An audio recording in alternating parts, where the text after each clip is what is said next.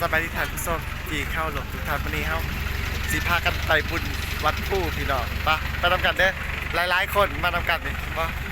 ยางเอาเด้อพี่น้องเด้อมื้อนี้วัดผู้จำปาซักมื้อนี้นะครับจากยางรถติดหลายคันแล้วก็เฮากันเลยว่าลงยางกันดีกว่านางรถกับผู้เมากับเมานะก็เลยว่าพากันมายางลองเบิ่ง43มาแต่สารวัตรนี่มาจากเมืองตุ่มลานแข้งสารวัตรนี่เด้อตัวบาบานอกมีหมูเป็นหมูยางกันหลายคนเนาะอัดขี่รถกับรถติดบ่ได้ว่าบ่มีรถได้รถมันมีแต่ว่ารถมันติดหลายยางเลยจ้ะทีมงานพายาง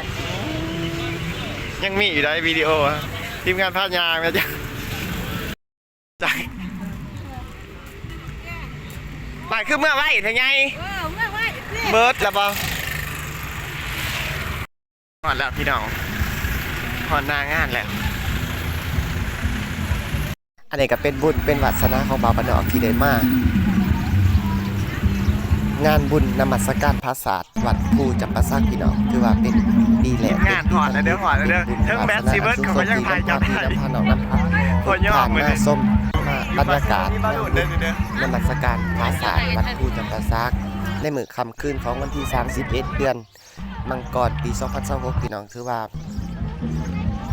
โอ้ไปพี่น้องจังแม่นงามวิธีซีมันนั่งกินข้าวปุ้นเด้อวันนี้เด้อมาพูดอันซีใหม่ไล่มืออาหารการกินนั่งกินข้าวปุ้นผักพี่น้อง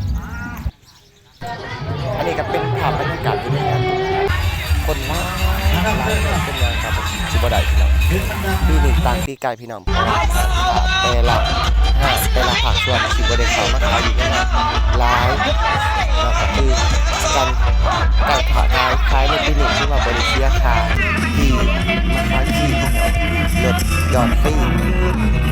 สปอร์ตแต่ว่าทางที่ยังของเราบ้านนอกจอดรถฟรีผมอยู่ประมาณ3 กิโลเมตรอย่างแต่พอรถติดหลายให้รถติดนี่ประมาณ15-16 กิโลเมตรพี่น้องตั้งแต่คัวข้ามแม่น้ำคลองอยู่เมืองปากเซ่อยู่นครปากเซ่พี่น้องจนหอดวัดภูจำปาสักติดจักกิโลเมตรพี่น้องเพราะว่าบ่าวบ้านนอกก็บ่เคยมาบ่ฮู้ว่าจักกิโลเมตรจะให้พี่น้องผู้ที่เคยฮู้หรือว่าเคยอยู่แถวอันนครปากเซ่แถวอันสารวัตรจำปาสักสิเนาะเขาก็สิฮู้จักว่ารถติดจักกิโลเมตรเพราะว่าติดตั้งแต่คัวข้ามแม่น้ำคลองอยู่นครปากเซ่จนหอดวัดภูพี่น้องติดหลายอันนี้ก็คือภาพบรรยากาศเปิดงานจุดผูก300 ดวงพี่น้องเนาะโอ้ความสวยความอลังการของงานพี่น้อง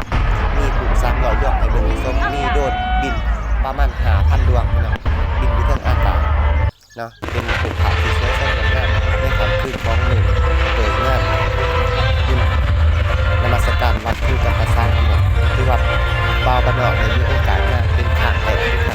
ครั้งปี2026ครั้งแรกในชีวิตเนาะใน40 ปีที่บ่าวบ้านนอกใหญ่ขึ้นมาบ่ได้เคยเห็นกันเกือบพี่น้องก็เลยว่าน้ำพาพี่น้ำพาน้องมามีโอกาสและก็ขอบคุณขอบใจผู้ที่ซัพพอร์ตหรือว่าผู้ที่เข้ามาพี่น้องนะที่ให้บริการอยู่ทางเมืองพนทองที่ว่าเป็น FC จุดสำคัญของตัวนี้เฮาได้มาเดินมาชมภาพบรรยากาศที่งามๆพี่น้องเปิดโตของนมัสการวัดภูจำปาสักที่ว่าโอ้อลังการแบบแน่เนาะเอาสิได้เอาภาพบรรยากาศสวยๆแบบนี้แล้วกัน1 ปีมีครั้งเดียวพี่น้อง1 ปีมีครั้งเดียวก็คือ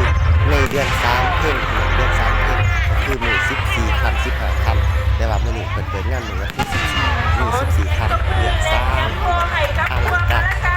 สุดๆสัมผัสบรรยากาศคนเที่ยว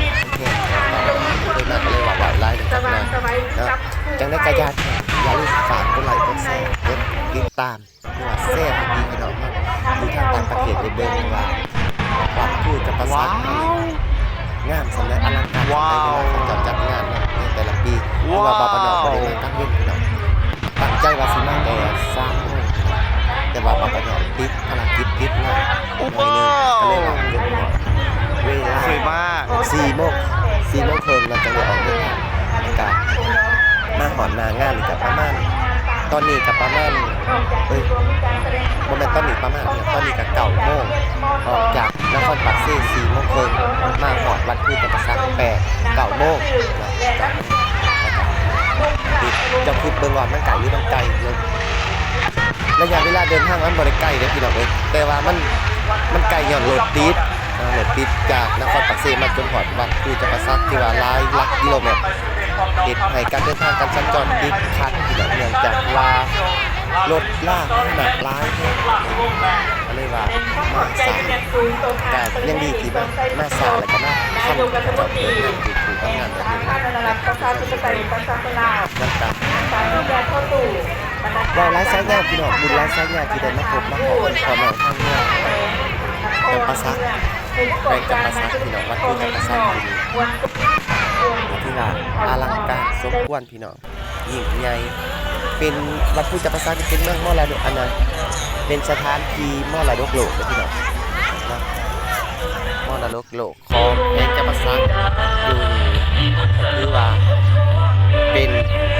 บุญไล่สายงานเดี๋ยวไปเบาไปเบิ่งกันพี่น้อง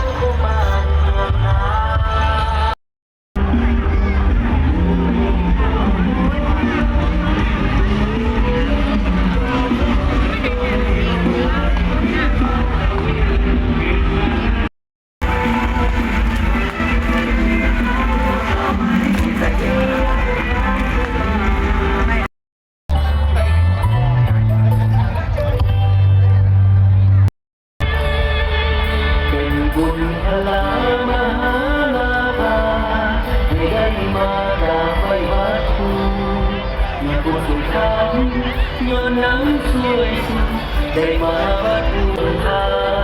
ปราวตาตามพบเสื้อผู้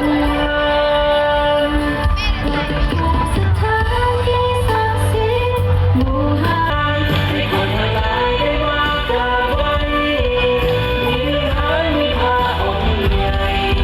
มีบัวมีนงนางสีดามีบุญฉลองครบปีมีประเพณีกราบไหว้บูชามาเด็กบูชาเนี่ยครับสนีสถานกุมารเมืองลา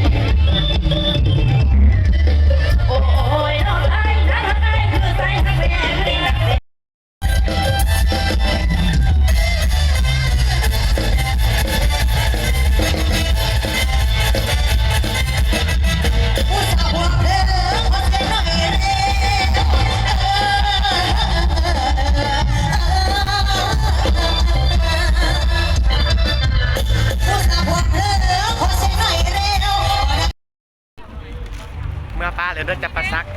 เมื่อป้าเลยเดินวัดพุทธจำปาสักพอกันใหม่คลิปหน้าเอาไว้พี่หน้าจังมาพอกันอีกเดือนนึงบ๊ายบายลามาก่อน